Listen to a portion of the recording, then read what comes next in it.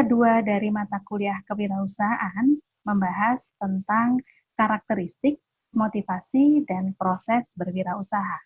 Oleh karena itu, capaian pembelajaran adalah setelah mempelajari tentang materi ini, mahasiswa diharapkan dapat menjelaskan kembali tentang karakteristik wirausaha dan juga kemudian menjelaskan tentang motivasi berwirausaha, serta mahasiswa dapat menjelaskan kembali tentang proses berwirausaha.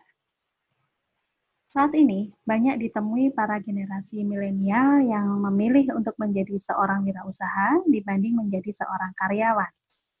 Pada bab ini akan dijelaskan tentang bagaimana karakter, motivasi, dan proses terbentuknya wirausaha. Nah, teman-teman semuanya, tentunya terdapat berbagai alasan yang mendasari kaum milenial yang lebih memilih untuk berwirausaha daripada menjadi karyawan. Yang pertama adalah lebih bebas mengatur waktu. Hal ini jelas karena apabila mereka menjadi seorang pegawai atau menjadi seorang karyawan, maka mereka akan mengikuti waktu dari tempat di mana mereka bekerja. Sementara apabila mereka menjadi seorang wirausaha, mereka akan bebas mengatur waktu kapan mereka untuk mencurahkan waktunya untuk usaha dan kapan mencurahkan waktunya untuk keluarga maupun untuk dirinya sendiri. Yang kedua adalah tidak terikat dengan berbagai macam peraturan. Sama halnya dengan penjelasan nomor 1 tadi, apabila menjadi seorang wirausaha, tentunya mereka adalah menjadi bos bagi dirinya sendiri. Sementara apabila mereka menjadi seorang karyawan, maka mereka tentunya akan terikat dengan peraturan-peraturan dari perusahaan atau organisasinya. Yang ketiga adalah meningkatkan kreativitas. Nah, ini mungkin saja terjadi karena generasi milenial ini dihujani dengan berbagai macam informasi-informasi yang mengalir deras. Tentunya hal ini juga akan memicu terjadinya suatu kreativitas yang tanpa batas dari para generasi milenial. Yang keempat adalah menyukai tantangan dan selalu terhubung dengan internet. Nah, ini merupakan salah satu ciri dari revolusi industri 4.0, di mana semuanya adalah terhubung dengan internet atau IoT. Dengan internet, seseorang bisa melakukan untuk memiliki ide apa aja atau kemudian memiliki bisnis apa saja. Nah, ini rupanya yang menjadi suatu hal yang disukai oleh para generasi milenial karena semakin banyaknya arus informasi dan semakin banyaknya keterbukaan, maka kemudian ini akan mendatangkan tantangan-tantangan baru di dalam bisnis. Subbab berikutnya adalah tentang karakter wirausaha. Tidak sedikit wirausaha yang harus gulung tikar karena mereka tidak memiliki mental dan karakter wirausaha yang mumpuni. Sementara itu, di dalam diri wirausaha terdapat karakter atau ciri-ciri watak yang membedakan dirinya dengan yang bukan wirausaha. Dikutip dari Meredith, buku kewirausahaan teori dan praktek, maka ciri-ciri dan watak wirausaha dijelaskan pada tabel berikut, di mana ciri-ciri yang pertama adalah percaya diri. Hal itu ditunjukkan dengan watak seperti apa? Seperti keyakinan, ketidaktergantungan, atau mandiri, individualistis, dan memiliki suatu optimisme. Yang kedua adalah ciri yang melekat pada berorientasikan tugas dan hasil. Wataknya bagaimana? Misalnya kebutuhan akan prestasi, berorientasi pada laba, memiliki ketekunan dan ketabahan, tekad kerja keras, serta mempunyai dorongan yang kuat, energik, dan inisiatif. Ciri yang ketiga adalah pengambilan resiko atau pengambil resiko. Wataknya bagaimana? Mereka memiliki kemampuan mengambil risiko dan suka pada tantangan. Ciri yang keempat adalah kepemimpinan, yang ditunjukkan dengan watak bertingkah laku sebagai pemimpin, dapat bergaul dengan orang lain, menanggapi saran-saran dan kritik sebagai sesuatu yang sifatnya adalah membangun atau untuk kemajuan usahanya. Ciri berikutnya adalah keorisinilan, ditunjukkan dengan inovatif dan kreatif, fleksibel, punya banyak sumber atau referensi, serba bisa, dan bisa menjelaskan banyak hal. Ciri yang terakhir adalah berorientasi masa depan, ditunjukkan dengan watak, misalnya pandangan ke depan atau memiliki suatu perspektif tentang masa depan. Itu tadi teman-teman adalah ciri-ciri dan watak wirausaha. Sebab berikutnya adalah menjelaskan tentang berbagai alasan yang melatar belakangi seseorang memutuskan untuk berwirausaha. Di sini ada 4 latar belakang. Yang pertama adalah alasan keuangan, yang kedua adalah alasan sosial, yang ketiga adalah alasan pelayanan, yang keempat adalah alasan pemenuhan diri. Untuk alasan yang keuangan, seseorang tergerak untuk memutuskan berwirausaha karena untuk memenuhi kebutuhan hidupnya, atau seseorang tergerak untuk menjadi seorang wirausaha karena keinginannya untuk misalnya menjadi cepat kaya. Yang kedua adalah alasan sosial. Alasan sosial di sini diartikan dengan seseorang memutuskan untuk berwirausaha karena menghindari adanya suatu pandangan yang miring dari masyarakat, misalnya pandangan tentang pengangguran. Atau seseorang itu baru keluar dari tahanan atau sebagai seorang narapidana, maka ingin mendapatkan pengakuan dari masyarakat, maka dia memutuskan untuk berwirausaha. Yang ketiga adalah alasan pelayanan. Seperti kita ketahui, alasan pelayanan di sini adalah lebih didasarkan pada bagaimana melayani masyarakat dibanding daripada mengejar suatu laba atau profit. Seperti contoh adalah misalnya bisnis yang dilakukan oleh seorang anak muda, Muhammad Al-Fatih Timur, bersama dengan rekannya yang mendirikan kitabisa.com, yang menghubungkan antara orang yang membutuhkan dana dengan para donatur.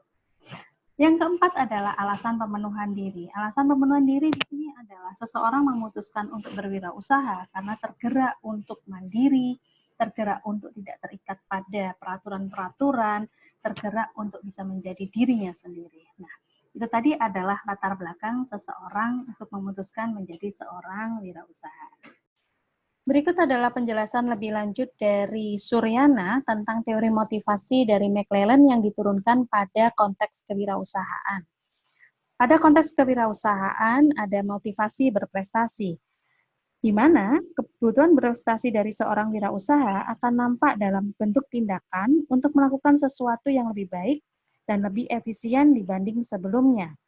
Ciri-ciri kebutuhan berprestasi dari seorang wirausaha diantaranya adalah ingin mengatasi sendiri kesulitan dan persoalan-persoalan yang timbul dalam dirinya. Atau kemudian mereka memiliki suatu tanggung jawab personal yang sangat tinggi, terutama bagi usaha dan juga bagi karyawan atau tenaga kerja yang mereka miliki. Motivasi yang berikutnya adalah motivasi berkuasa atau memimpin. Merupakan keinginan untuk mempengaruhi, mengendalikan, dan menguasai orang lain. Ciri-ciri kebutuhan tersebut dari seorang wirausaha akan mencakup keberaniannya untuk bersaing dan juga berorientasi pada status. Berikutnya adalah motivasi berafiliasi. Di sini merujuk pada keinginan untuk dapat diterima dan disukai oleh orang lain. Wirausaha demikian dicirikan lebih menyukai menjalin suatu networking atau kemudian menjaga hubungan baik dengan orang-orang yang ada di sekitarnya atau orang-orang yang dikenalnya. Mereka memilih untuk bekerja sama daripada kemudian bersaing serta menjaga prasangka. Teori motivasi lain dari wirausaha diungkapkan oleh Russell M. Knight, di mana ia menyatakan bahwa seseorang termotivasi menjadi seorang wirausaha itu tidak semata-mata hanya didasarkan pada faktor finansial. Ada hal-hal lain yang kemudian melatari seseorang untuk termotivasi berwirausaha. Apa saja hal itu, teman-teman? Mari kita pelajari bersama. Berikut adalah penjelasan lebih lanjut dari Knight tentang motivasi individu untuk berwirausaha yang tadi disampaikan bahwa di luar dari faktor-faktor finansial. Yang pertama adalah foreign refuge, yaitu suatu keinginan seseorang untuk berwirausaha karena adanya potensi dari negara lain yang lebih menjanjikan daripada dari negaranya sendiri.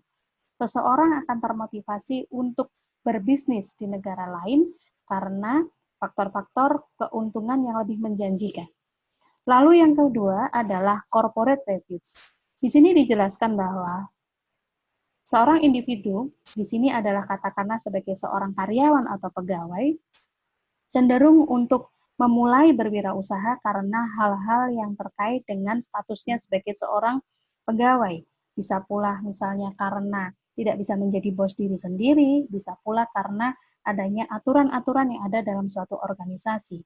Nah, karena tidak ingin terikat pada aturan-aturan organisasi, maka ia ingin berwirausaha. Berikutnya adalah parental atau paternal refuge. Di sini dijelaskan bahwa seseorang termotivasi berwirausaha karena pengaruh dari orang tuanya. Karena orang tuanya adalah seorang wirausaha, maka ketika mereka dibesarkan pada lingkungan di mana lingkungan tersebut dari mulai dia kecil sampai kemudian dia besar menstimulus dia dalam suatu kegiatan-kegiatan usaha, maka ia tergerak untuk memulai berwirausaha.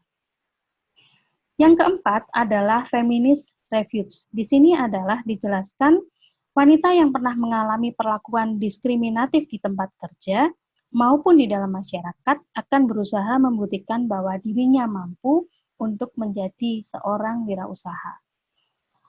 Berikutnya adalah the housewife refuge. Di sini diartikan bahwa wanita yang memiliki keterbatasan atau kendala untuk mengaktualisasi dirinya sebagai karyawan karena alasan anak atau alasan rumah tangga atau terkendala dari izin pasangan akan mencoba membantu suaminya dalam hal keuangan untuk mencukupi kebutuhan-kebutuhan rumah tangga. Berikutnya adalah the society refuge. Di sini dijelaskan bahwa seseorang yang tergerak berwirausaha karena memandang adanya ketidakadilan yang dialami masyarakat di sekitarnya, atau memandang bahwa permasalahan masyarakat yang seharusnya mendapatkan perhatian dari pihak-pihak yang berwenang, namun itu luput dari perhatian pihak tersebut. Kita ambil contoh misalnya bagaimana seorang pemuda bernama Muhammad Al-Fatih Timur bersama dengan rekannya menggagas kitabisa.com. Sebuah bisnis yang bertujuan menemukan orang yang memerlukan bantuan dengan para donatur secara online. Yang terakhir adalah tentang educational refuge.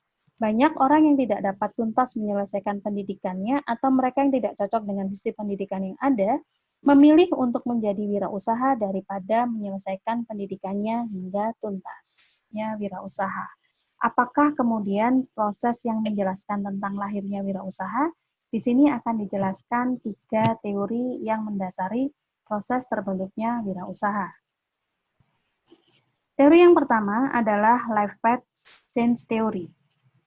Menurut Shapiro dan Sokol, dalam Lupio Adi, menyatakan bahwa tidak semua wirausaha lahir dan berkembang menjadi jalur yang sistematis dan terencana.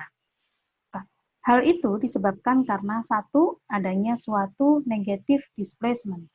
Apa itu negative displacement? Negative displacement menjelaskan seseorang memutuskan untuk berwirausaha karena dianggap merupakan pilihan terbaik karena sifatnya bebas dan tidak tergantung pada orang lain. Yang kedua adalah being between things. Seseorang yang baru lulus kuliah atau wisuda, atau seorang tahanan yang baru bebas, biasanya mereka merasa berada pada suatu dunia yang baru. Mereka harus tetap berjuang dan bertahan untuk menjadi wirausaha yang bertujuan untuk menjaga kelangsungan hidupnya.